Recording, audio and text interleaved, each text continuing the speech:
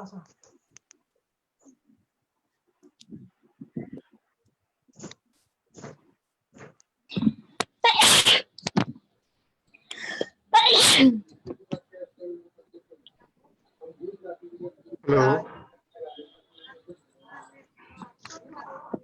Hello, good afternoon everyone. मेरी आवाज आ रही है आप लोगों को? Yes sir. चलो बढ़िया। स्क्रीन दिखाई दे रहा है? Yes sir. चलो बढ़िया।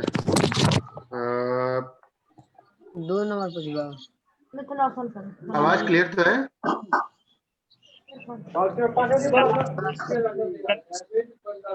नंबर 5 का 3। हेलो, हाँ सर, आवाज क्लियर आ रहा है सर। चलो बढ़िया। राष्ट्रवाद क्या है? स्टार्ट करते हैं।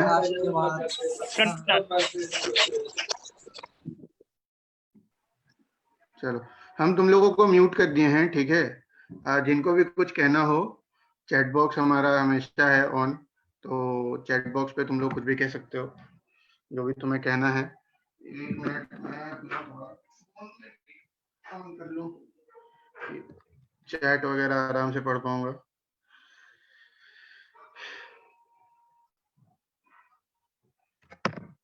चलो स्टार्ट करते हैं। तो आज का टॉपिक है हमारा banking in a digital world. आराम से पढ़ पाऊंगा कि हम लोग इस मॉडर्न युग में बैंकिंग को कैसे देखते हैं। और जैसा कि आप सब छात्र हैं और पॉसिबली आप सबका बैंक से कभी ना कभी एक वास्ता रहा होगा या आने वाले दिनों में रहेगा और लंबे समय तक रहेगा, ऐसी उम्मीद है। तो हम लोग स्टार्ट करते हैं। पहले तो आप सब मुझे जानते ही होंगे, मेरा नाम सजल है। मैं क्वेस्ट अलायंस के साथ पिछले 1 साल से काम कर रहा हूँ एंड मैं इससे पहले आईआईटी का छात्र था। तो खैर ये सब उतनी ज़रूरी चीज़ें नहीं है जितनी ज़रूरी चीज़ आज की टॉपिक है हमारी, बैंकिंग के बारे में हम लोग बात करेंगे। और ये भी बात करेंगे कि जो पिछले सेशंस में हमने देखा था, जब हम लोग डिजिटल वर्ल्ड की बात कर रहे थे और जो डिजिटल वर्ल्ड में हमें नए-नए थ्रेट्स फेस करने पड़ते हैं, हम उसकी बात कर रहे थे। तो आज के टाइम पे ये कितना रेलेवेंट है बैंकिंग के अगर परिदृश्य में देखें हम लोग तो, ठीक है। तो स्टार्ट करते हैं। पहला तो सवाल ये है कि हम लोग, और हाँ मतलब जब भी हम लोग स्टार्ट कर रहे हैं तो हम लोग कमर्शियल बैंक की बात कर रहे हैं आज। कमर्शियल बैंक बेसिकली हमारा सबसे ज़्यादा जो डे टू डे ट्रांजैक्शन वगैरह होता है और हमारा जो वास्ता होता है वो कमर्शियल बैंकिंग के थ्रू ही होता है, क्योंकि कमर्शियल बैंक के पास ये अथॉरिटी है कि वो जो जनरल पब्लिक है उनके लिए वो ओपन रहती है, उनके लिए ट्रांजैक्शंस वगैरह के लिए बैंकिंग सर्विसेज को प्रोवाइड करने वाली कमर्शियल बैंकिंग सिस्टम है, ठीक है। तो आप सबसे एक सवाल है कि देश का सेंट्रल बैंक कौन सा है? अगर हम बोले कि सरकार के लिए बैंकर कौन है तो आप क्या इसका जवाब देंगे? कमेंट सेक्शन में लिख के जरूर बताइए।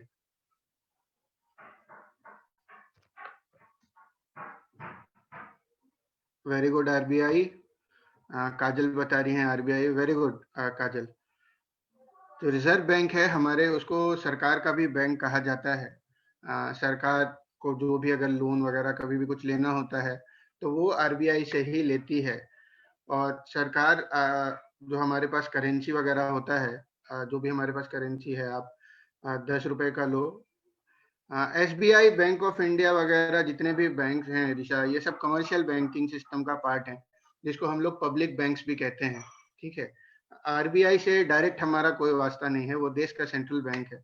और ये जो बाकी तमाम आप बैंक्स का नाम ले रहे हैं, SBI, BOI, corporation bank, union bank, तो ये जितने भी तमाम बैंक्स हैं ये कमर्शियल बैंकिंग सिस्टम का पार्ट है, ठीक है। तो आप में से कितने लोग बैंक गए हैं या बैंक से आपका वास्ता रहा है, या फिर आपका कौन सा बैंक में आप जाते हैं बहुत ज्यादा तक? बहुत ज्यादा। आप अगर वो बता सके कमेंट सेक्शन में लिख करके कि आपका खाता किस बैंक में है, या फिर हो सकता है कि आपका खाता ना हो, आपके पिताजी का खाता हो, आपके बड़े भाई का, आपकी माता जी का खाता हो। एसबीआई ज्यादा जाते हैं, बैंक ऑफ बड़ौदा जाते हैं, यूको बैंक जाते हैं, बहुत अच्छी बात है, पंजाब नेशनल बैंक है, वेरी गुड। तो ये अलग अलग तमाम तरह के बैंक हैं। एक और सवाल, अभी हाल के दिनों में अभी जो मर्जर हुआ है, मेगा मर्जर हुआ है बैंक का, उसके पहले भारत में कितनी पब्लिक सेक्टर बैंक्स थी? बड़ी बैंक्स की बात कर रहे हैं अगर हम तो।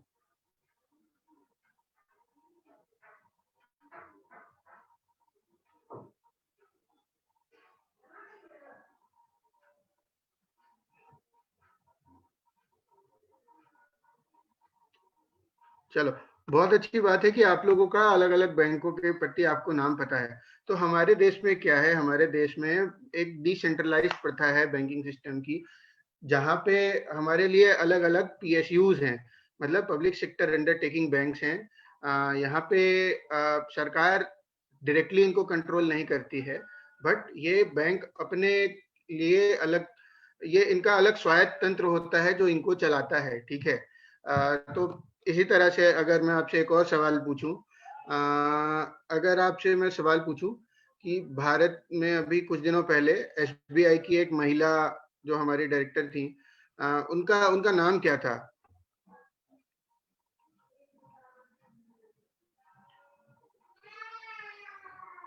वैसे तो मुझे ये जवाब में पूछना चाहिए था, बट मैंने सवाल उल्टा पूछ लिया है।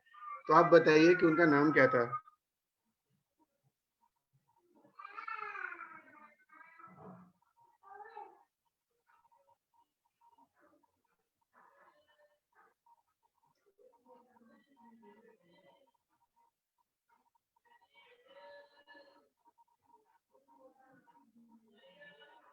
अरुंधति भट्टाचार्य का नाम आप सबने सुना होगा ना?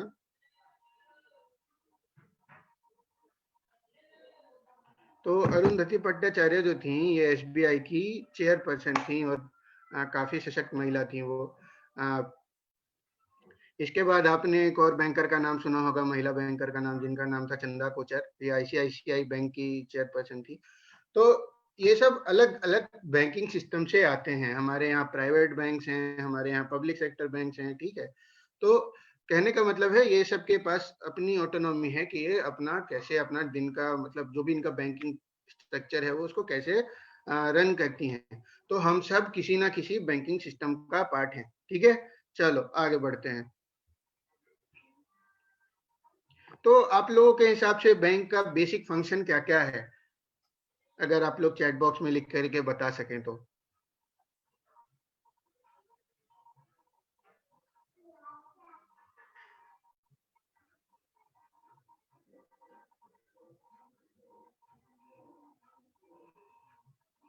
पैसा जमा करना, बहुत अच्छे। प्रोटेक्ट मनी, ठीक है।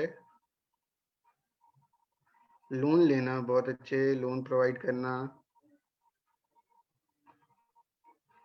ठीक है। और कुछ? मनी डिपॉजिट एंड विड्रॉल, बहुत अच्छे।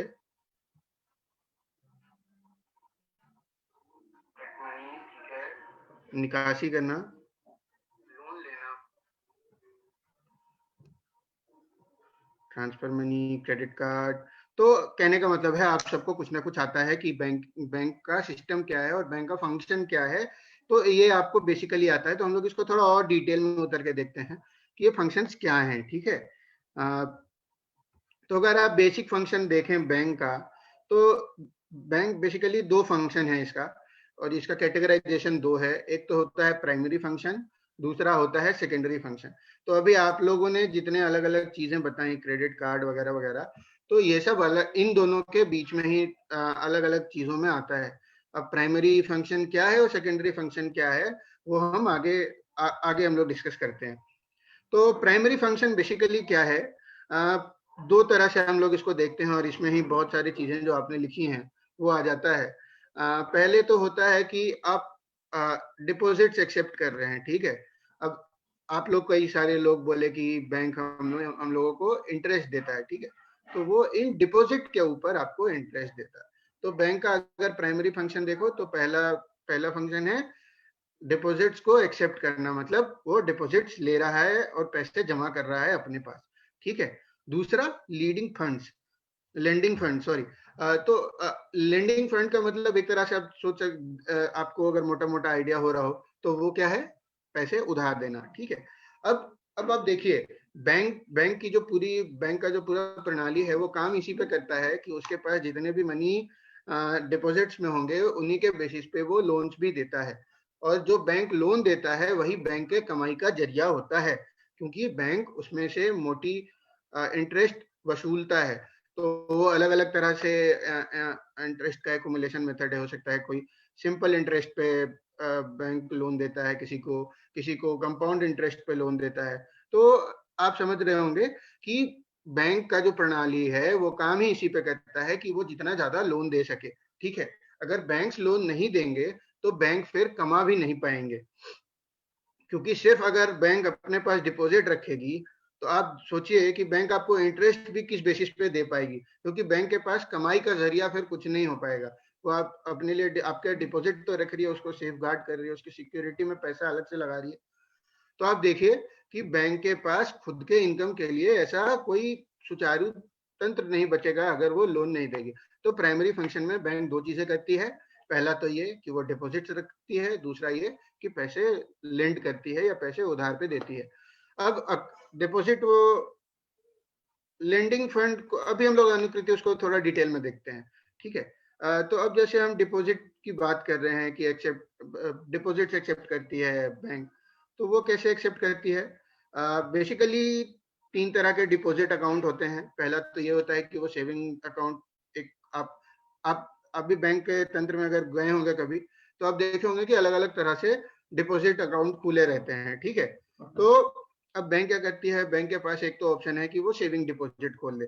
ठीक है, अब ये क्या करती है कि बैंक इसमें छोटे छोटे जो डिपॉजिट अमाउंट्स हैं उनको वो अपने पास रख देती है, बशर्ते इसके कि उसके बाद वो उस पर इंटरेस्ट देती है। इससे क्या होता है, बैंक हमारे सोसाइटी में सेविंग्स को प्रमोट करती है कि आप अपने कुछ जो भी आपका इनकम है उसके कुछ पैसे आप अपने पास बचा के रखें भविष्य की जरूरतों के लिए। ठीक है, तो ये सेविंग्स काफी ज्यादा जरूरत है एज एन इंडिविजुअल हमारी भी।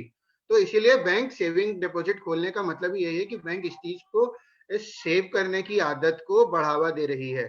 ठीक है, अगर आप देखिए घरों में भी हमारे यहाँ लोग सेव करके पैसा रखते हैं बट उस पर कोई इंटरेस्ट नहीं मिलता। तो बैंक क्या करती है, बैंक बोलती है कि आप ऐसा कीजिए, आपके पास जो भी आपका छोटा सेविंग है हमारे पास लेकर के आइए, हम आपको गारंटी देते हैं कि हम उसको सेफली रखेंगे, बदले में आपको उसके ऊपर इंटरेस्ट भी देंगे। ठीक है, और इससे क्या होगा कि आपका जो पैसा है वो एक फॉर्मल इकोनॉमी का पार्ट रहेगा।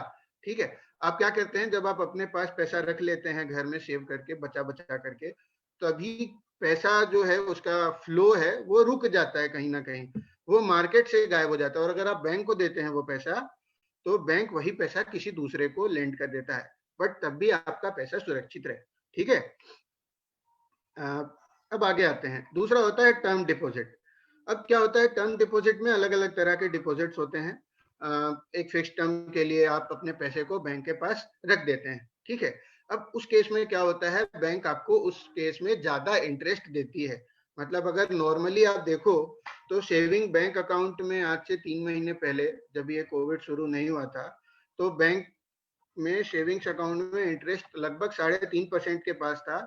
और अगर आप लॉन्ग टर्म डिपॉजिट देखो 1 साल के ऊपर, वहां पे आपको बैंक जो इंटरेस्ट देती थी वो करीबन 7-7.5% के आसपास आपको, अगर आप फिक्स डिपॉजिट को भी देखो तो उस पर 7% का इंटरेस्ट था, सीधा सीधा दोगुना इंटरेस्ट। अंशी, अगर आपको कुछ कहना है तो आप चैट बॉक्स में लिख सकते हैं। तीसरा होता है करंट डिपॉजिट। अब current deposit current deposit account में क्या होता है, करंट डिपॉजिट जब आपका होता है उस केस में आपको इंटरेस्ट नहीं मिलता, लेकिन आपको दूसरी अलग अलग सुविधाएं मिलती हैं। जैसे कि वो सुविधाएं क्या हो सकती हैं, वो सुविधाएं ऐसी हो सकती हैं कि आप अपने अकाउंट में ओवरड्राफ्ट फैसिलिटी अवेल कर सकते हो। अब ओवरड्राफ्ट क्या है हम वो आगे डिस्कस करेंगे। ठीक है, इसके अलावे क्या होता है,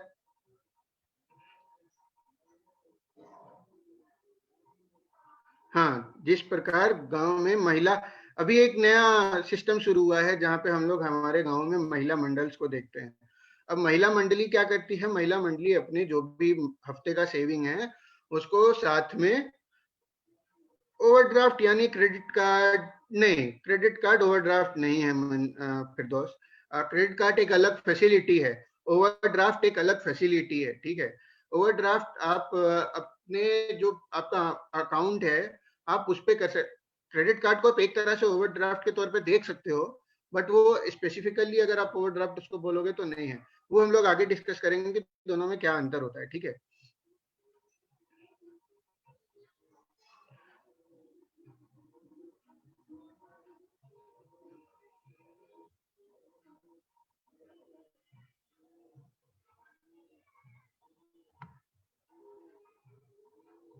समूह बोलते हैं, हाँ बहुत अच्छे, मंडल को समूह बोलते हैं, महिला समूह, महिला मंडली, जीविका वगैरह वगैरह। तो ये अभी पिछले 10-12 सालों में काफी ज्यादा प्रमोट किया जा रहा है कम्युनिटी सेविंग के लिए, कि अगर भविष्य में किसी को जरूरत पड़े तो ये ही उन जिनको भी जरूरत है किसी अगर इंडिविजुअल को उसी गांव के बीच में से या उसी मंडली के बीच में से, तो उनको ये लोग प्रमोट कर सके, उधार दे सकें, ठीक है।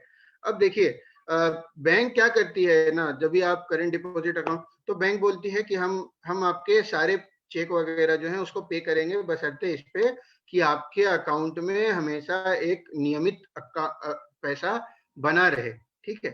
तो अब हम लोग आगे चलते हैं, दूसरे फंड की ओर आते हैं, जहाँ पे बैंक जो है फंड्स को उधार दे रही है, ठीक है, जो फंड्स लेंड कर रही है बैंक।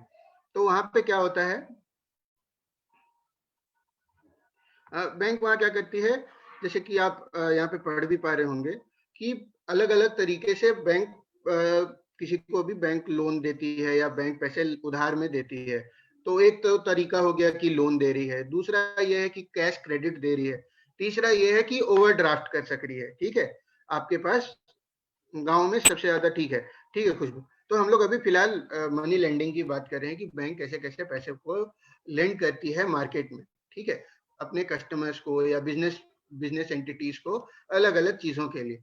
तो पहला तो हो गया लोन, जो हम सबको पता है, दूसरा होता है कैश क्रेडिट, तीसरा ये होता है ओवरड्राफ्ट। तो लोन तो सबको पता है कि हम लोग एक एक एक एक एक एक अलग अलग चीजों के लिए हम लोग लोन ले सकते हैं, गाड़ी खरीदने के लिए, घर खरीदने के लिए, बच्चे की पढ़ाई के लिए, अपने बिजनेस को स्टार्ट करने के लिए, इन सब चीजों के लिए हम लोग अलग अलग तरीके से बैंक के पास लोन ले सकते हैं, बशर्ते ये कि हमारे पास कागज हो उस चीज को कि ये हमारी जरूरत है और हमारा ये प्लान है कि हम इस तरह से आपको रीपे करेंगे, ठीक है। और बशर्ते बैंक हमसे कुछ कुछ जो हमारी संपत्ति का कोई भी पार्ट एक हो सकता है, वो बैंक अपने पास सुरक्षित इस पे रखती है कि अगर मैं लोन नहीं चुका पा रहा हूं तो बैंक के पास पावर है कि बैंक उसको ऑक्यूपाई कर ले आकर के, ठीक है।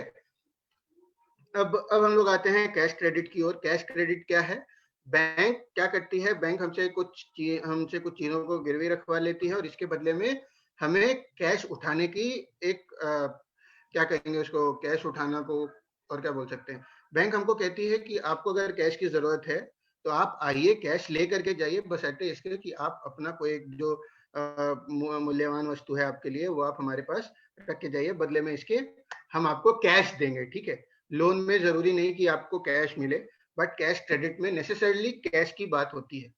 तीसरा है ओवरड्राफ्ट फैसिलिटी, ठीक है। ओवरड्राफ्ट क्या है, ओवरड्राफ्ट बेसिकली एक सुविधा है जो आपके करंट अकाउंट में मिलती है। वहां पे आपको बिना किसी सिक्योरिटी के एक नियमित अमाउंट तक आप पैसे ज्यादा विड्रॉ कर सकते हैं। सपोज कीजिए कि आपके अकाउंट में ओवरड्राफ्ट फैसिलिटी है और आपके करंट अकाउंट में 20,000 रुपए है, तो अगर बैंक बोलती है कि आपके पास हम आपको ये अथॉरिटी दे रहे हैं कि आप 20,000 अपने अकाउंट से ज्यादा निकाल सकते हैं, ठीक है। भले आपके अकाउंट में 20,000 रुपए हो, आपके पास पावर है कि हम आपको पावर दिए, आप 40,000 रुपए निकाल सकते हो अपने एटीएम से। बैंक इसको अपने अलग तरीके से इसका रीपेमेंट ले लेती है, भले हो सकता है वो उस पर कुछ सरचार्ज लगा दे जब आप वापस अपने अकाउंट में पैसे डालो तो, ठीक है। उस केस में आपको उन 20,000 जो एक्स्ट्रा आप निकाल रहे हैं उसके लिए सिक्योरिटी देने की जरूरत नहीं पड़ती है, ठीक है। आगे बढ़ते हैं। दूसरा ये है कि बैंक का कुछ सेकेंडरी फंक्शन है। सेकेंडरी फंक्शन मतलब होता है कि आप एक प्राइमरी चीज है जो पैसे को बैंक अपने पास डिपॉजिट कर रही है और दूसरा लेंड कर रही है, इसके अलावा बैंक के कुछ सेकेंडरी, हाँ अंशियाचा लोन। तो बैंक क्या कर रही है, बैंक का दूसरा काम एक ये है कि वो एक एजेंट की भी भूमिका निभाती है। अब एजेंट की भूमिका कैसे निभाती है बैंक, पहले तो वो हमारे लिए मतलब हम कस्टमर्स के लिए अलग अलग चेक ड्राफ्ट वगैरह को अपने पास रख लेती है, बदले में उनको क्लियर करके जिनको भी जरूरत है और जिस चीज के लिए बिल ड्राफ्ट वगैरह असाइन किया गया है या जिस चीज के लिए वो बैंक के पास आया है उस जरूरत को वो पूरा कर देती है, या तो पैसे के फॉर्म में या तो किसी और फॉर्म में। ठीक है। दूसरा ये कि बैंक हमारे लिए हमारा इंश्योरेंस प्रीमियम, रेंट, लोन वगैरह जमा कर देती है हमारे कहने पर। ठीक है। ये आजकल और ज्यादा प्रचलन में आ गया है जब से हम लोग इंटरनेट बैंकिंग की सुविधा को अवेल करने लग गए हैं। ठीक है। तो ये सब नए नए इंटरवेंशन हैं जो बैंक हमारे लिए कर रही है। पहले बैंक बस अपने प्राइमरी फंक्शन तक सीमित थी। ठीक है। दूसरा ये है कि bank general utility services provide करती है। अब जनरल यूटिलिटी सर्विसेज क्या होती है?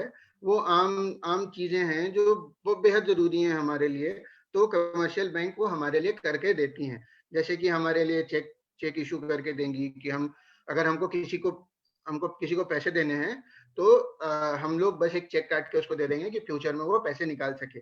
ठीक है। और बैंक क्या करेगी? हमारे बिहाफ पे उनको पैसा पे कर देगी। ठीक है। बस उसके बाद ये होगा कि बैंक वो हमारे अकाउंट से काटती है या फिर हम अलग कोई तरीका अपनाते हैं बैंक को रीपे करने के लिए। ठीक है। दूसरा ये है कि बैंक हमें लॉकर सुविधा देती है जहां पे हम अपनी बहुमूल्य वस्तुओं को उस लॉकर में रखते हैं, बदले में बैंक हमसे उस लॉकर को यूज करने का कुछ एक अमाउंट चार्ज करती है। ठीक है। एक और इसका जो यूज है वो ये है कि बैंक हमारे लिए डेबिट कार्ड, क्रेडिट कार्ड वगैरह इशू करती है जिससे हम जब चाहे जहां चाहे पैसे निकाल सकते हैं, खरीदारी कर सकते हैं। ठीक है। ये समझ में आया? आगे बढ़े।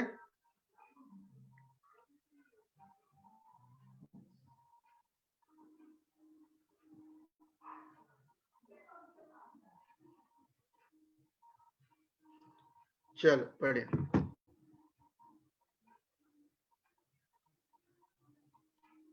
अब चूंकि ये डिजिटल वर्ल्ड है तो हम आपसे अगर पूछें कि आप ई बैंकिंग के अगर कुछ सर्विसेज जो आप खुद ही अवेल करते हो तो वो क्या सर्विसेज होंगे?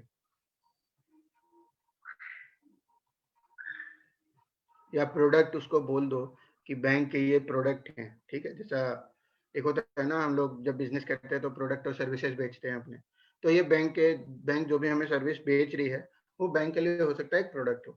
तो आप बताइए कि आप अगर कोई ऐसा बैंक का कोई सर्विस अवेल करते हो तो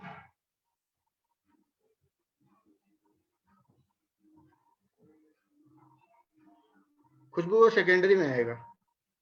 इंटरनेट बैंकिंग बहुत अच्छे फिरदौस।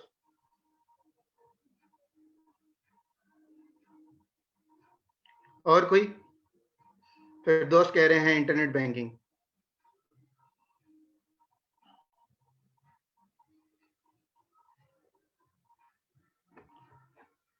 सवाल ये है कि अभी चूंकि डिजिटल वर्ल्ड की हम लोग बात कर रहे हैं और हम लोग बैंकिंग की बात कर रहे हैं, तो आप बैंक के वो कौन से प्रोडक्ट हैं जो आप इस्तेमाल कर रहे हैं? ठीक है। किसी चीज को परचेस करने के लिए ऑनलाइन, ठीक है, ऑनलाइन पे करते हैं हम, बहुत अच्छी बात है। पेटीएम,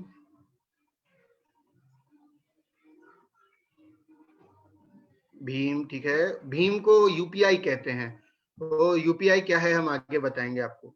गूगल पे same UPI, online payment Google पे, ठीक है। एटीएम। चलो, तुम लोग सबको एटलीस्ट एक आइडिया है कि हम लोग कौन कौन से अलग अलग प्रोडक्ट यूज कर रहे हैं। तो इसको थोड़ा और डिटेल में जानते हैं कि बैंक जो है ये क्या क्या, एक मिनट, क्या क्या कॉमन सर्विसेज हमें दे रही हैं। तो बेसिकली दो तरह का सर्विस देती है हमें। एक तो है जो रिटेल सर्विसेज में आता है, दूसरा ये जो होलसेल सर्विस में आता है। तो पहला तो ये है कि चूंकि हम लोग एक जनरल कस्टमर हैं तो हमारे लिए वो अकाउंट मैनेज कर सकते हैं हम लोग घर बैठे अपना ई बैंकिंग के थ्रू। ठीक है। हम लोग कहीं बिल पे कर सकते हैं, हम लोग नया खाता खुला सकते हैं। आप लोग देख रहे होंगे नया खाता जितने भी आजकल खुल रहे हैं उसके लिए हमें फॉर्म वगैरह सब ऑनलाइन भरना पड़ता है। फर्ज करो कि तुम एसबीआई में ही कल को खाता खुलवाने वाले हो, तो वो बोलेंगे कि पहले योनो डाउनलोड करो और योनो पे फॉर्म भर दो। तो फिर उसके बाद वो जो फॉर्म है वो भर के तुम बैंक में जमा करो, तुम्हारा खाता खुल जाएगा। ये होता है। आप लोग कितने लोग ऐसे खाता खुलवाए हैं अपना? अगर आप लोग चैट बॉक्स में लिख के बता सके तो।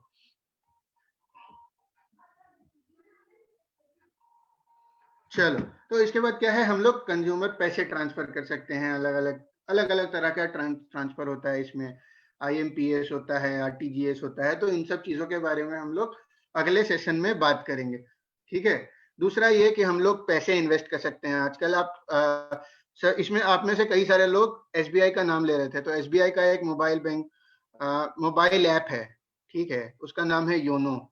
तो अब योनो पे क्या है, आप देखते होंगे कि अलग अलग सर्विसेज सेक्शन आता है। तो उसमें है इन्वेस्टमेंट, आप पैसा जब कहाँ इन्वेस्ट कर सकते हैं, आप सोने में पैसा इन्वेस्ट कर दीजिए, आप किसी शेयर में इन्वेस्ट कर दीजिए, ठीक है। तो वो शेयर वगैरह का जो भी इन्वेस्टमेंट है उसको ब्रोकरेज कहते हैं।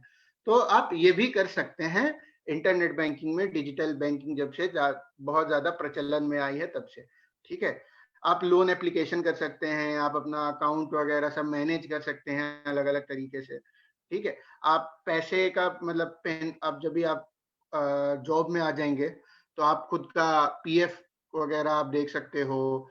आप ये भी देख सकते हो कि आपको खुद से कितना अगर जमा करना है VPF वगैरह में, तो आप कैसे करोगे। तो ये सब आप मॉडर्न जो बैंकिंग सिस्टम है ऑनलाइन, आप उसमें कर सकते हो, ठीक है। आप इसके बाद आप ये भी देख सकते हो कि आप अपना जो भी आपका बैंक का स्टेटमेंट है आप उसको निकाल सकते। PF का मतलब होता है प्रोविडेंट फंड। ये आपके भविष्य की एक निधि है जो आपके सैलरी में से हर महीने कुछ कुछ कट के जमा होती रहती है, और अपॉन रिटायरमेंट आप उसको अवेल कर सकते हैं, ठीक है। चलो आगे बढ़ते हैं। तो पॉपुलर कुछ सर्विसेज ये रहे हैं, इनको सर्विस बोलो, प्रोडक्ट बोलो, ये आपके ऊपर है क्या बोल रहे हो। बट बेसिकली ये कुछ बेसिक सर्विसेज हैं जो हम बैंकिंग इंडिया में जब ई बैंकिंग की बात करते हैं तो जिसको अवेल कर सकते हैं। एक तो हो गया ATM, हो गया ऑटोमेटेड टेलर मशीन। हमारे पास एक छोटा सा कार्ड होता है, उस कार्ड में चिप होता है, चिप में हमारी डिटेल सेव रहती हैं। हमने जब वो कंप्यूटर में लगाते हैं हम लोग उस मशीन में, तो कंप्यूटर हमारे डेटा को एक्सेस करता है, बैंक के पास बोलता है कि देखो इनको कुछ पैसे की जरूरत है, जो पैसे हम इंटर कर रहे होते हैं ATM में, ठीक है, कि हमें 2000 रुपए निकालने हैं। तो वो जो मशीन है वो बैंक को बोलती है कि 2000 रुपए इनके खाते से विड्रॉ करने हैं, तो बैंक उसको परमिशन देती है, एंड देन हम लोग 2000 रुपए विड्रॉ कर पाते हैं, ठीक है। तो ये एक सुविधा है। दूसरा है टेलीफोन बैंकिंग। आप में से कई सारे लोगों ने मोबाइल में SMS के द्वारा, कई बार आप देखते होंगे कि आपको पता चल जाता होगा कि आपका खाता में बैलेंस कितना है, ठीक है। इनिशियली जब UPI भी लॉन्च हुआ था, भीम लॉन्च हुआ था, तो भी हम लोग अपने मोबाइल से ही किसी को पैसे ट्रांसफर कर पा रहे थे। एक कुछ कुछ छोटा छोटा हम लोग मोबाइल में कोड वगैरह लिख करके, ठीक है। तो आगे हम लोग बढ़ते हैं। तीसरा होता है कि स्मार्ट कार्ड होता है, ठीक है। वो भी सेम ATM के जैसा ही होता है, उसी तर्ज पे काम करता है, बशर्ते उस पे कि हम लोग उससे पैसे नहीं निकाल सकते, ठीक है।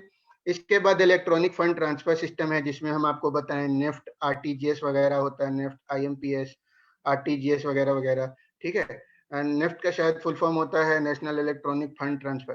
तो ये सब अलग अलग तरह से होता है। अब जो UPI है वो भी इसी EFT का पार्ट है। UPI जो है आपका यूनिफाइड पेमेंट इंटरफेस, वो आपकी एक आईडी होती है, यूनिक आईडी है, जिसका इस्तेमाल करके आप अपने खाते से पैसा किसी और के खाते में जमा कर सकते हैं, ठीक है। आप RTGS भी सेम प्रोसेस है।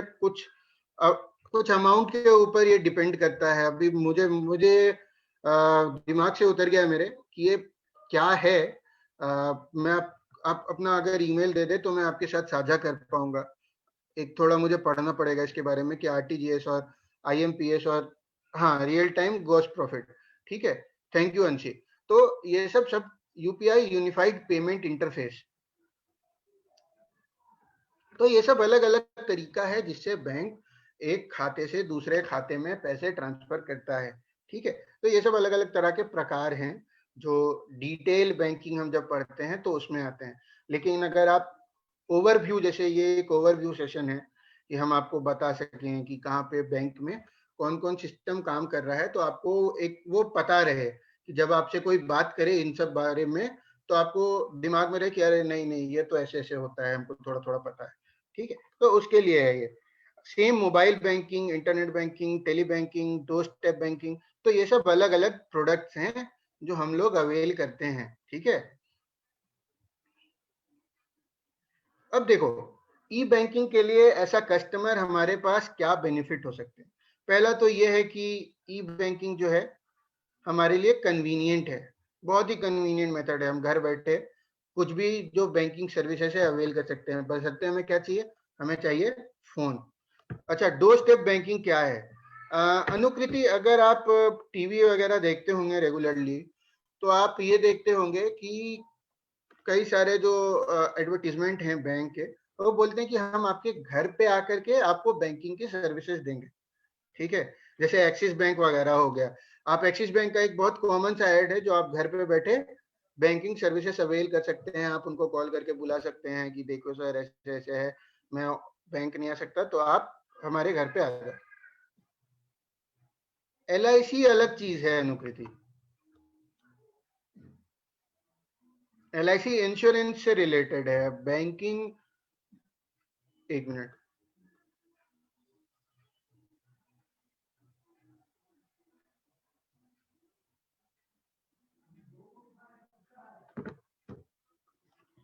तो हम कमर्शियल बैंक की बात कर रहे हैं। हम ऐसा थोड़ी बोल रहे हैं कि प्राइवेट बैंक कमर्शियल बैंक नहीं होता है। देखिए, कमर्शियल बैंकिंग सिस्टम सीधा सीधा कस्टमर से इंटरेक्शन में बहुत ज्यादा हेल्पफुल है। ठीक है, वो हमारे लिए है, हमारे लिए काम करती हैं वो। एक नॉर्मल एक जो होता है ना आम आदमी, उसके लिए। बाकी अगर आप बिजनेस एंटिटी हैं वगैरह, तो आप मतलब अब इन बैंकों में क्या, आप विदेशों के बैंकों से भी पैसा वगैरह लोन ले सकते हैं। जैसे अलग अलग बैंक आए हुए हैं ना, HSBC बैंक वगैरह है, डोइश बैंक है, तो इन सब ऐसे बैंक हैं। तो ये सब जो बैंक हैं, हम जिन बैंकों का नाम ले रहे हैं जो हमारे सामने कॉमनली आते हैं, ICICI bank, IDBI bank, axis bank, IndusInd bank, आपका एक नया बंधन बैंक आया है। ठीक है, इसके बाद एक IDFC बैंक है। तो ये सब अलग अलग जो भी बैंक हैं, ये सब कमर्शियल बैंकिंग सिस्टम का पार्ट है। ठीक है, जो हमारे जैसे कस्टमर को केटर करते हैं, आम बिजनेसेस को केटर करते हैं। ठीक है, चलो आगे बढ़ते हैं। कन्वीनियंस की बात होती है कि जब हम लोग ई बैंकिंग की बात करें तो ये हमारे लिए काफी ज्यादा कन्वीनियंट है। हम लोग घर बैठे कहीं से भी बैंकिंग की सुविधा को अवेल कर सकते हैं। ठीक है, दूसरा ये है कि हमारा जो ट्रांजैक्शन कॉस्ट है वो काफी कम है।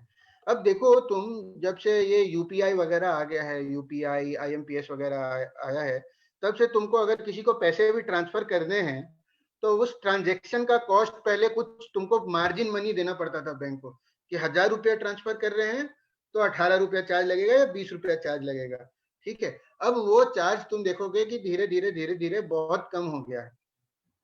इनिशियली ये बहुत ज्यादा हुआ करता था, धीरे धीरे करके ये बहुत कम हो गया है। ठीक है,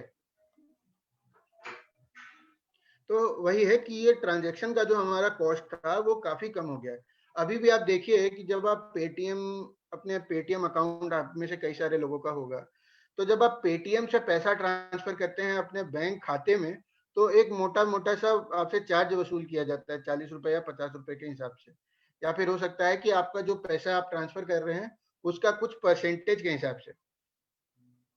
सिर्फ प्राइवेट बैंक में नहीं है खुशबू, ये सब जितने हमारे पब्लिक बैंक हैं उनमें भी होता है कि वो भी आपसे चार्ज वसूल करते हैं पैसे ट्रांसफर करने का। ठीक है, लेकिन ये over the period of time, जब से ये हम लोग ई बैंकिंग की बात कर रहे हैं, ई बैंकिंग जब से बहुत ज्यादा प्रचलन में आया है, तब से ये जो सारे कॉस्ट हैं ये रिड्यूस हो गए हैं। हमें याद है कि जब हम कॉलेज में पढ़ते थे, घर से पैसे मंगवाने के लिए एक अलग से कार्ड बनवाना पड़ा था। ठीक है, उसको ग्रीन कार्ड कहते थे। हाँ, कार्ड से भी चार्ज कट हुआ है।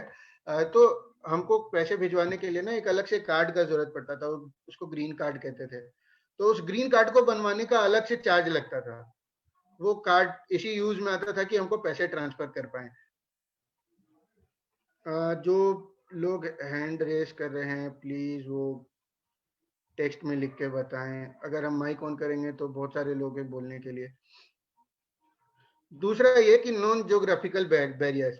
अब जैसे अभी फिलहाल के लिए फर्ज करो कि मेरा जो बैंक का खाता है ये आज भी IIT गुवाहाटी का जो SBI है उसमें से ऑपरेट हो रहा है, लेकिन पिछले 2 साल में हम वहां नहीं गए हैं। भले मेरा KYC हम जो भी है वो जमा कर देते हैं वहां जाकर के, लेकिन बैंक, एक होता है ना बैंक के रेगुलर विजिटर हो, खुशबू कह रही हैं सर हम लोग के ना पता नहीं खुशबू आप क्या कहना चाह रहे हैं, थोड़ा अगर आप और क्लियरली लिख सके तो क्या है कि ज्योग्राफिकल बैरियर्स हट गई हैं बहुत ज्यादा तक।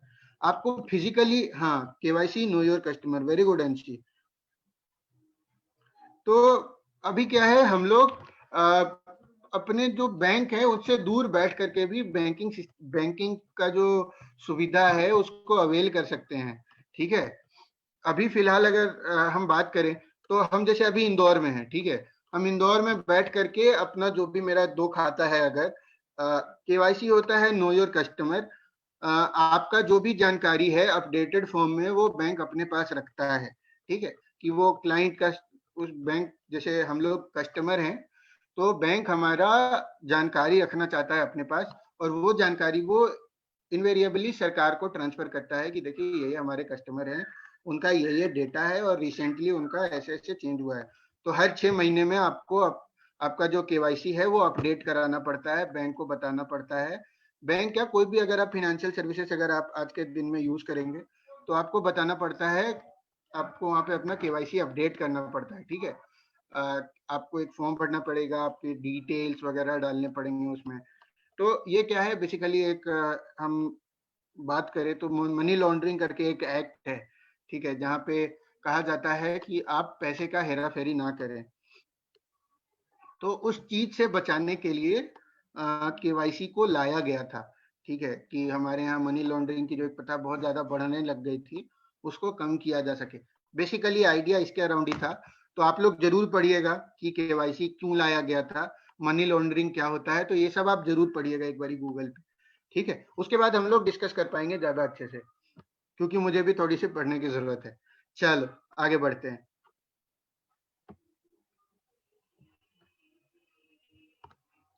अब बात आती है सेफ्टी की, भी बात आती है। अब जैसे पहले भी हम बात किए थे कि कुछ दिनों पे कि जितना ज्यादा हमारा ऑनलाइन प्रेजेंस बढ़ेगा उतना ही ज्यादा हमारे लिए थ्रेट्स भी बढ़ेंगे। ठीक है, तो आपको याद होगा पिछले एक एग्जाम्पल, पिछला जो मेरा सेशन हुआ था डिजिटल वर्ल्ड का, तो उसमें हम लोग बात किए थे कि हमारे डिजिटल सेफ्टी को क्या क्या चीजें अफेक्ट करती हैं। ठीक है, तो उसमें अलग अलग चीजों की बात करी थी हमने, साइबर बुलिंग की, ट्रोल वगैरह सब की बात करी थी हमने। ठीक है, अब अब क्या है ये, अब चूंकि हम लोग बैंकिंग की बात कर रहे हैं और हमारा जब से हमने ई बैंकिंग सुविधा को उपलब्ध करना शुरू कर दिया होता है, तब से हमारे ऊपर ये खतरा मंडरा रहा होता है कि हमारा जो पैसा है हो सकता है वो बैंक में सेफ ना रहे। तो इस पैसे को सेफ गार्ड करने की जो जिम्मेदारी है ये भी हमारी है। ठीक है, अब देखो तुम, एक अगर हम बात बताएं, इसमें बहुत बड़ा रोल प्ले करता है एक फिशिंग करके। फिशिंग के बारे में भी हम बताए थे आपसे कि एक ओरिजिनल जैसा दिखने वाला आपके पास कुछ मेल आ सकता है, मैसेज आ सकता है, टेक्स्ट आ सकता है, जहां पे आपको बोला जाएगा कि आप अपना जो सर्विस है हो सकता है कि वो बैंक के, आपको लगे कि ये बैंक ही भेज रहा है हमको। ठीक है, तो आप क्या करते हैं कि आप वहां पे जाते हैं, आप देखते हैं कि अरे अच्छा बैंक में नया रेट ऑफ इंटरेस्ट आया, चलो देखेंगे। आपको ये मेल आया हुआ है बैंक की तरफ से, आपको नहीं पता कि आप फिश हो रहे हैं। ठीक है, आपको फंसाया जा रहा है। तो आप क्या करें, आपने उस मेल पे क्लिक किया और अपना जो भी आपका इंटरनेट बैंकिंग पासवर्ड वगैरह है उसको आपने डाल दिया। अब उधर सामने जो आदमी बैठा है जो आपको फिश कर रहा है, वो क्या करता है, आपका जो डिटेल है वो सेव कर लेता है और फ्यूचर में उसको यूज करके आपका बैंक का अकाउंट जो है खाली कर देता है।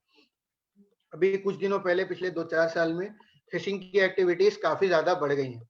ठीक है, फिशिंग एक और तरह से होता है, आप अगर आप सबको पता हो, आजकल बड़ा प्रचलन में है, आपको एक कॉल आएगा कि सर देखिए आपका अकाउंट जो है ये बंद हो गया है, आपको अपना एटीएम का लास्ट का जो सीवीवी कोड होता है वो हमको बताना पड़ेगा और आपको अपना एटीएम पासवर्ड बताना पड़ेगा, तो आपका अकाउंट खुल जाएगा।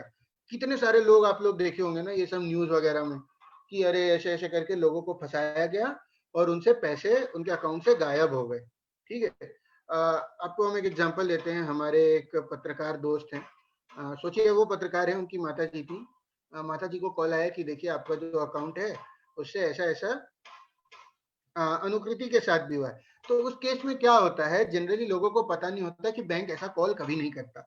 ठीक है, तो बोलेगा आपको कार मिल रहा है, ये सब अलग अलग तरह का आपको चीज बोलेगा, बोलेगा आपका अकाउंट बंद हो गया, तो आप डर जाएंगे कि अरे मेरा अकाउंट बंद हो गया, हम कैसे किसी को पैसा भेजेंगे, हम फोन में रिचार्ज कैसे कराएंगे, ठीक है, हम किसी को अगर कोई चीज खरीदना है तो कैसे खरीदेंगे, हम पैसे कैसे निकालेंगे। तो आप डर जाते हैं, बोलते हैं अरे नहीं नहीं हम बता रहे हैं आपको। तो उसको थोड़ी मतलब है आपका क्या, आप डर रहे हैं क्या, आपके उस डर का फायदा उठा करके वो आपके अकाउंट को खाली कर देता है। ठीक है, अब क्या है, अब एक और नया, हाँ इससे बच के रहना चाहिए। अब क्या है, अब एक और नया चीज आया है। अब जैसे ऑनलाइन आप देखिए बहुत सारा अलग अलग वेबसाइट आ गया है, ठीक है। तो एक जैसे नायका, फ्लिपकार्ट वगैरह वगैरह है। आप देखते होंगे कि आप जब फोन चला रहे होते हैं, कई बारी आपको सामने से एक प्रॉम्प्ट आएगा कि आपको फ्लिपकार्ट में फ्री में कुछ पैसा मिल रहा है, आपको ये कार्ड मिल रहा है, डिस्काउंट वाउचर मिल रहा है। तो आप क्या कहते हैं, अपना जो आप उसको क्लिक कर लेते हैं, थोड़ा सा लालच में आकर के, और अपना बेसिक डिटेल वगैरह भर के कुछ खरीद लेते हैं। मान लो तुमको सस्ता में कुछ मिलने के लिए बोल दिया कि 1 रुपया में मोबाइल फोन मिल रहा है, तो बहुत सारे लोग हैं उत्सुकतावश अपना जो अकाउंट का डिटेल है वो उसको डाल देंगे। ठीक है, उस केस में क्या होता है, उस केस में भी सेम है, आप अपना डिटेल डाले, आपका पैसा गायब। अब मान लो जैसे एक और नया फ्रॉड सामने आया है, एक OLX करके साइट है, आप सबको पता होगा, OLX करके है, OLX है, एक और है ना आपका क्विकर करके है। तो इन सब में क्या होता है, आप अपनी पुरानी चीजों को बेचते हैं। तो ये बेसिकली यूपीआई फ्रॉड नया आया है सामने। अब उस केस में क्या करते हैं ये लोग, आप जैसे आप मान लीजिए आपने किसी चीज का एडवर्टीजमेंट डाला, ठीक है, आपने एडवर्टीजमेंट डाला या फिर आपको हो सकता है कोई एडवर्टीजमेंट पसंद आया, तो आप देखिए आपको मान लीजिए एक कैमरा पसंद आ गया, ठीक है। अब क्या है, सामने वाला आदमी आपको बोलेगा कि देखो ऐसा है कि हम तुमको 2000 में कैमरा देंगे। अब आप सोचिए कि जो कैमरा 60,000 का है, वो आपको वो 2000 में देने के लिए राजी हो गया। अब बशर्ते वो क्या बोलेगा कि आप बोलिए कि अच्छा ठीक है, अभी ऐसा है कि सर हमको कैमरा चाहिए, हम कहाँ जाए। तो बोलेगा कि आप जब भी आइएगा आइएगा, उसके पहले आप कुछ अमाउंट ट्रांसफर कर दीजिए, और आपको वो अपना QR कोड भेज देगा, गूगल पे का, भीम का, कोई सा भी यूपीआई उस केस में, फोन पे, पेटीएम, कुछ का भी आपको भेज देगा एक यूपीआई कोड। अब आप क्या करेंगे, आप बोलेंगे अच्छा चलो इसको पेमेंट कर ही देते हैं। सेम चीज है आपका, आपने उसको पेमेंट किया, आपका यूपीआई डिटेल उसके पास आ गया, वो आपके पैसों को गायब कर देगा। ठीक है, हो सकता है आपने 2000 उसको भेज दिया, आपको कैमरा भी ना मिले। तो कई लोगों के साथ ऐसा भी हो रहा है। तो इन सारी चीजों से आप ख्याल रखिएगा, अपने आप को बचा करके रखिएगा। इसके बाद एक कैश प्राइस फ्रॉड जो है वो तो है ही है। आपको बोला जाएगा कि देखिए ऐसा है कि आपको 2 लाख रुपया का लॉटरी लगा है, आपको बदले में क्या करना है, 500 रुपया जमा करना पड़ेगा इस लॉटरी को जीतने के लिए। आप बोलेंगे कि अच्छा चलो यार, हमको तो 2 लाख रुपया मिलना है, 500 रुपया दे ही देंगे तो क्या जा रहा है। हो सकता है आपके अकाउंट में 2000 रुपया हो, आपने 500 रुपया देने के लिए अपना अकाउंट से ट्रांजेक्शन भी कर दिया उसके भेजे लिंक पे जा करके। अब वो क्या है, वो लिंक भी सेम मतलब फिशिंग लिंक है। आपकी सारा आपका जो अकाउंट का डिटेल है वो सामने वाले कंप्यूटर के सामने जो वो फिशर बैठा है उसके पास चला गया। सेम आपके साथ धोखा हुआ, आपके अकाउंट के जितने पैसे सब गायब। तो होने के लिए ये सबके साथ हो सकता है। जैसा नंदन बता रहे हैं, ये बैंक क्या है, बैंक किसी का भी डेबिट कार्ड का OTP वगैरह कभी नहीं पूछता है। तो एक नया ये भी है कि हम जैसे आपको बताए ना, OTP पूछेगा आपसे कि सर आपके पास आपका क्या है, आपका बैंक का अकाउंट जो है ये खराब हो गया है, ठीक है, या हो सकता है आपका जो इंटरनेट बैंकिंग पासवर्ड है वो बंद हो गया है। कुछ ही बिना आपने कभी इंटरनेट बैंकिंग यूज भी नहीं करा, आपने मान लीजिए गलती से आपके पास वो बस आ गया है कागज आपका इंटरनेट बैंकिंग का, तो आप क्या बोल रहे हैं कि अच्छा ऐसा है कि आपको फोन आएगा कि सर देखिए ऐसा है सर मैडम, आपका अकाउंट जो है ये सीज किया जा रहा है। आप बोलेंगे कि अच्छा इसको खुलवाएं कैसे, बोलेगा कि आपके पास अभी एक OTP जाएगा, ठीक है, आपको नहीं पता वो OTP किस चीज के लिए, वो आपको बोलेगा कि OTP जा रहा है, आप उसको OTP बता दिए, बदले में क्या किया, वो सारे पैसे निकाल लिया। एक और नया फ्रॉड जो सामने आ रहा है उसके बारे में भी बताते हैं हम आपको, जो मेरे साथ पर्सनली हुआ है। कई सारे बैंक के ATMs जो होते हैं वो सिक्योर्ड नहीं होते हैं, ठीक है। आप देखेंगे कि आप ATM, आप गए ATM कार्ड से ट्रांजेक्शन किया, आपने कुछ पैसे विड्रॉ किए और आप अपने घर आ गए, ठीक है। आपने ये नहीं देखा कि वो ट्रांजेक्शन पूरा खत्म हुआ था कि नहीं हुआ था, आप जल्दीबाजी में हैं, आप ट्रांजेक्शन करके वापस लौट आए। उस केस में क्या हो सकता है कि कई सारे जो ऐसे फ्रॉड्स होते हैं वो एटीएम के बाहर ही रहते हैं और वो देखते हैं कि आपका जो एटीएम का कार्ड है वो उसका नंबर कितना है, ठीक है। वो मिली भगत होती है कई बारी कि इंटरनल लोग मिले रहते हैं उस एटीएम के फ्रॉड्स के साथ, जो आपके डिटेल्स को शेयर करते हैं और पीछे से आपका जो पासवर्ड है, आपने अपना जो पिन डाला है वो भी देख लेते हैं। तो इसीलिए बोला जाता है जो पिन है वो छुपा करके डालें और किसी को ना बताएं, ठीक है। तो उस केस में भी आपके साथ फ्रॉड हो सकता है। मेरे खुद के कार्ड से ये ऐसा ट्रांजेक्शन हुआ था। अब एक और नया तरह से फिशिंग होने लग गया है। आप लोग न्यूज में पढ़ते होंगे कि कई सारे लोगों का आधार डेटा जो है वो चुरा लिया गया है। अब आप देखिए कि जब हम लोग केवाईसी भरते हैं तो हम सबका आधार कहीं ना कहीं बैंक के साथ लिंक है, ठीक है। अब बैंक को पता है कि हमारा आधार नंबर ये है ऐसे ऐसे।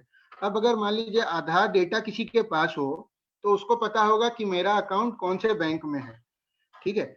मेरा अकाउंट कौन से बैंक में है, मेरे अकाउंट का नंबर कितना है, ये सब उसको पता रहता है। तो कई बारी क्या होता है उस केस में भी आपको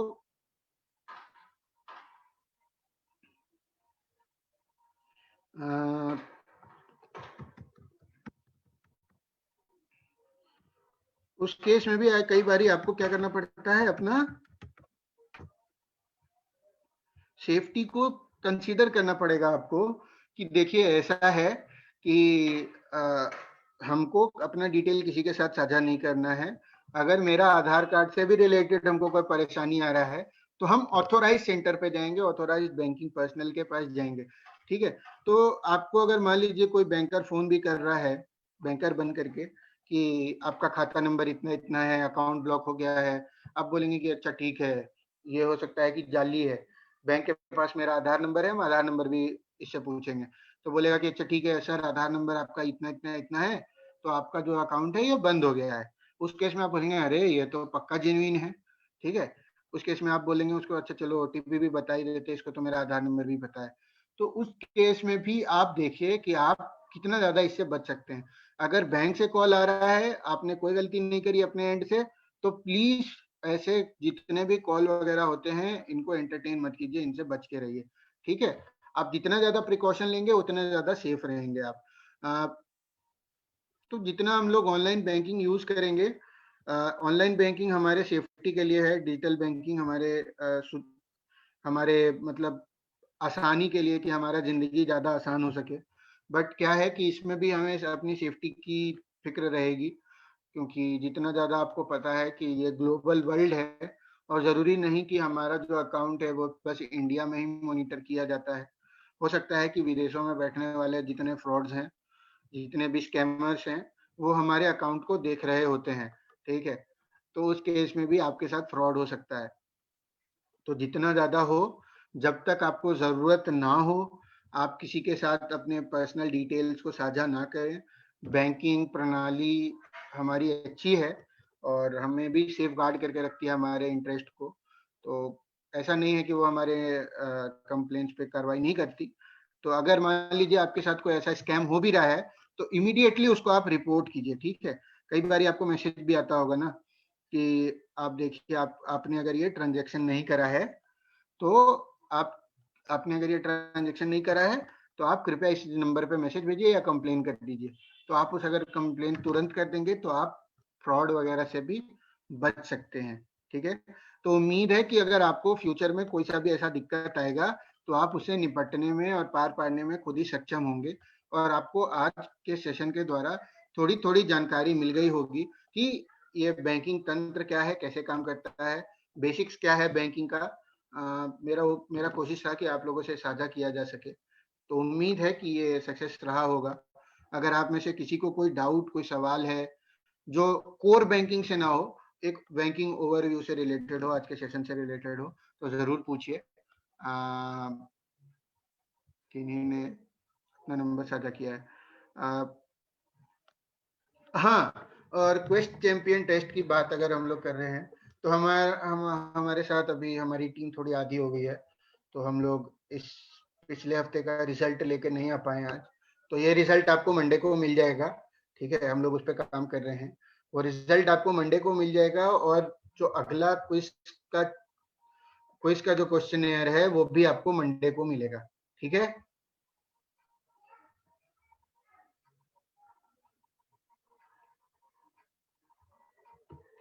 सॉरी इस डिले के लिए, बट अगला जो क्विज है, क्विज 3, वो मंडे को आपसे शेयर किया जाएगा इसी टाइम पे 12 बजे वाली क्लास में।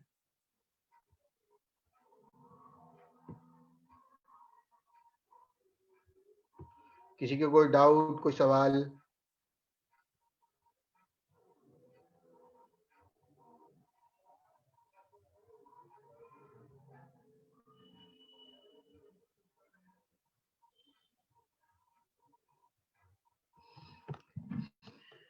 फेसबुक भी एक बार चेक कर लेते हैं, हो सकता है किन्हीं के कुछ डाउट हो वहाँ पे।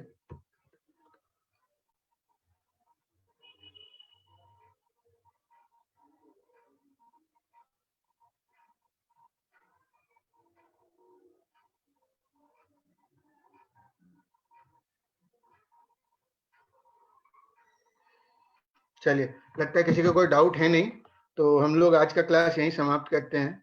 आप लोग सब अपना ख्याल रखें। हाँ, आज 3 बजे क्लास होगा। आप लोग सब अपना ख्याल रखें, अपने घर वालों का ख्याल रखें, बाहर निकले तो मास्क वगैरह लगा करके निकलें।